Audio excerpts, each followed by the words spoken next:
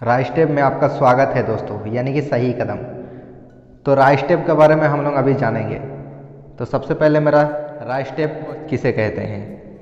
जिस काम को करने के बाद हमें भविष्य में पछतावा ना हो उसे राइट स्टेप कहते हैं। इस दुनिया में लोग 4 तरह से इनकम करते हैं। एम्प्लॉई, दूसरा है सेल्फ एम्प्लॉय, तीसरा है इन्वेस्टर, चौथा है बिजनेस। तो सबसे एम्प्लॉय किसे कहते हैं? जो इंसान अपने समय को दूसरे के पास बेचकर पैसा इनकम करता है उसे एम्प्लॉय कहते हैं। जो इंसान अपने मर्जी का नहीं करके दूसरे का कहने को काम करता है, दूसरे के कहने पर काम करता है, उसे एम्प्लॉय कहते हैं या उसे नौकरी कहते हैं। ये नौकरी है जो दोस्तों ईस्ट इंडिया कंपनी जो इंग्लैंड से अंग्रेज़ों के माध्यम चलाया गया था। लोग कोई भी नौकरी करना नहीं चाहता था। उस समय ये नौकरी आसानी से मिलता था। उस समय लोग खेती में अधिक विश्वास करता था, इसीलिए लोग नौकरी करना पसंद नहीं करता था। नौकरी प्रतियोगिता यानी कि कंपटीशन दौर में हो गया। आज लोग पूरा भारत में नौकरी की तलाश में है। नौकरी इतनी कंपटीशन हो गई कि मिलना असंभव है। आज जैसे पूरे भारत में कोई भी लोग बिजनेस करना नहीं चाहता है, नौकरी की तलाश में है, क्योंकि ये बिजनेस शुरुआती दौर में है। पहले नौकरी जब शुरुआती दौर में था तो कोई भी इंसान नौकरी करना नहीं चाहता। आज बिजनेस यानी कि डायरेक्ट सेलिंग को पसंद नहीं करता है, क्योंकि आज शुरुआती दौर में है। आने वाला समय में प्रतियोगिता यानी कि कंपटीशन दौर में होगा। शुरुआती दौर में मौका को पहचानिए और काम को स्टार्ट कीजिए। दोस्तों, आप लोगों को एक बात बताना चाहेंगे, एक ही कैंडिडेट में पढ़ाई होता है और विदेश में 2 कैंडिडेट में पढ़ाई होता है। वो कैसे, हम आपको बताते हैं। इंडिया में ई कैंडिडेट यानी कि एम्प्लॉय के लिए सिर्फ पढ़ाई होता है, यानी कि नौकरी करने के लिए सिर्फ पढ़ाई होता है, और विदेश में ई कैंडिडेट एम्प्लॉय के लिए होता है और बी कैंडिडेट बिजनेस के लिए होता है पढ़ाई। इंडिया में नौकरी करने के लिए 3 चीज़ जरूरी नहीं दोस्तों, मजबूरी है। पहला चीज़ है एजुकेशन, दूसरा है रिलेशन, तीसरा है डोनेशन। अगर ये 3 चीज़ आपके पास है तो आप नौकरी कर सकते हैं, नहीं है तो आप नौकरी नहीं कर सकते हैं। सेल्फ एम्प्लॉय, सेल्फ एम्प्लॉय जो इंसान खुद का समय खुद के पास बेचकर पैसा इनकम करता है उसे सेल्फ एम्प्लॉय कहते हैं। जैसे कि आप लोग देखे होंगे गांव में, जैसे गांव का डॉक्टर हुआ, वकील हुआ, दुकानदार हुआ, वो खुद का समय खुद के पास बेचकर पैसा कमाता है, उसे सेल्फ एम्प्लॉय कहते हैं, यानी कि स्वरोजगार। ये लोग अपने काम में जब तक समय देंगे तब पैसा इनकम करेंगे। तीसरा आता है इन्वेस्टर। जिन लोग के पास लाखों करोड़ों बैंक बैलेंस हो, वो लोग अपने पैसे को ब्याज में देकर, ब्याज वसूल कर पैसा कमाते हैं, या फिर बहुत बड़े बड़े फ्लैट यानी कि बिल्डिंग बनाकर किराए में देकर पैसा कमाते हैं, तो उसको इन्वेस्टर कहते हैं। दोस्तों, आप लोगों को समझ में आ गया? बिजनेस यानी कि व्यापार। तो बिजनेस किसे कहते हैं? किसी भी वस्तु की आदान प्रदान की प्रक्रिया को बिजनेस कहते हैं। बिजनेस 3 प्रकार से किया जाता है दोस्तों। पहला है फैक्ट्री लगाकर, दूसरा है नाम बेचकर, तीसरा है डायरेक्ट मार्केटिंग कर।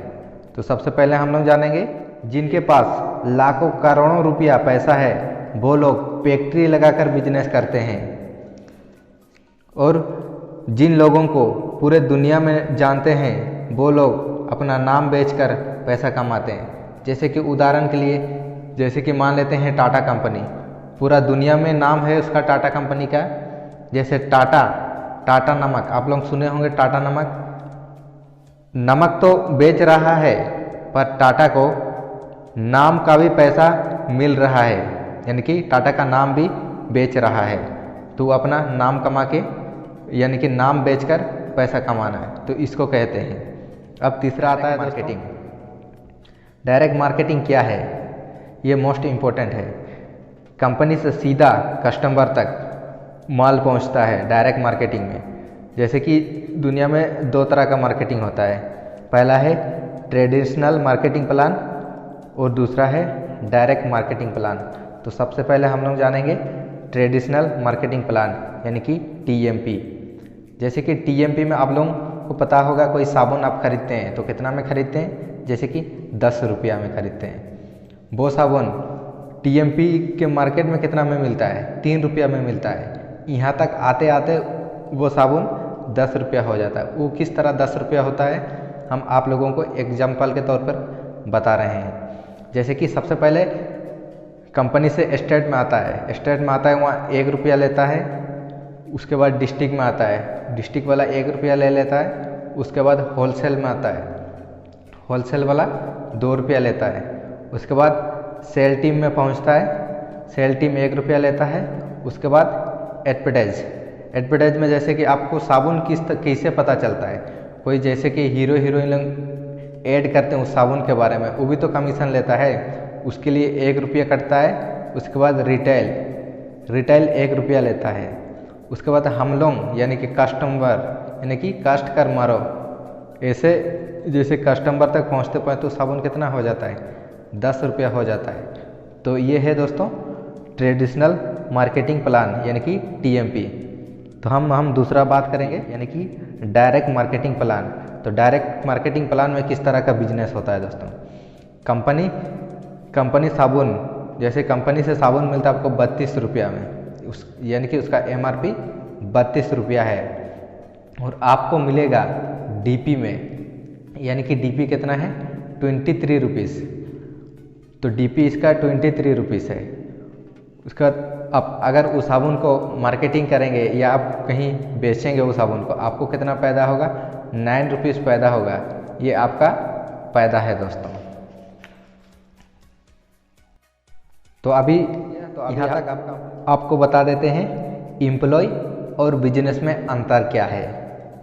तो इधर साइड हम लोग देखते हैं, लेफ्ट साइड में एम्प्लॉय और राइट साइड में बिजनेस। तो सबसे पहला है, ये लोग लीनियर इनकम कमाते हैं, एम्प्लॉय लोग लीनियर इनकम कमाते हैं, और बिजनेस में ये लोग लेवरेज इनकम कमाते हैं। और इधर साइड है, ये लोग अकेले मेहनत करते हैं और ये लोग टीम वर्क में मेहनत करते हैं। और ये लोग प्रेजेंट के लिए काम करते हैं और ये लोग फ्यूचर के लिए काम करते हैं।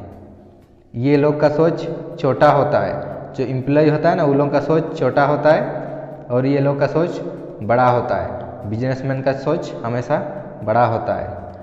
और ये लोग हार्ड वर्क करते हैं, जो एम्प्लॉय करते हैं वो लोग हार्ड वर्क करते हैं, जो बिजनेस करते हैं वो लोग स्मार्ट वर्क करते हैं। तो आप लोगों को अंतर समझ में आ गया एम्प्लॉय और बिजनेस के बारे में। तो दोस्तों मेरे पास जितना जानकारी था आपको उतना ही दे सकता हूँ, उससे ज़्यादा हम नहीं दे सकते हैं। हम जितना जानते थे आपको उतना ही दे दिए हैं। तो दोस्तों आज का ये वीडियो अच्छी लगी तो वीडियो को लाइक कर लीजिएगा, चैनल पे नए हैं तो चैनल को सब्सक्राइब कर लीजिएगा। तो दोस्तों लास्ट में आपको एक बात बताना चाहूँगा, समझिएगा, गरीब के घर में पैदा लेना गलत बात नहीं है, गरीब के घर में पैदा लेना गलत बात नहीं है, गरीब मर जाना गलत बात है, गरीब मर जाना गलत बात है। दोस्तों लास्ट में आपको एक शायरी सुनाना। इस जिद को तूने अपने अंदर जगाना होगा, इस जिद को तूने अपने अंदर जगाना होगा, अपना आलस को तूने खदेड़ कर भगाना होगा, अपने आलस को तूने खदेड़ कर भगाना होगा। अरे उस काम पे भरोसा करके कदम तो बढ़ाओ दोस्त, उस काम पे भरोसा करके कदम तो बढ़ाओ दोस्त। एक दिन तेरा कदमों में सारा जमाना होगा, एक दिन तेरा कदमों में सारा जमाना होगा।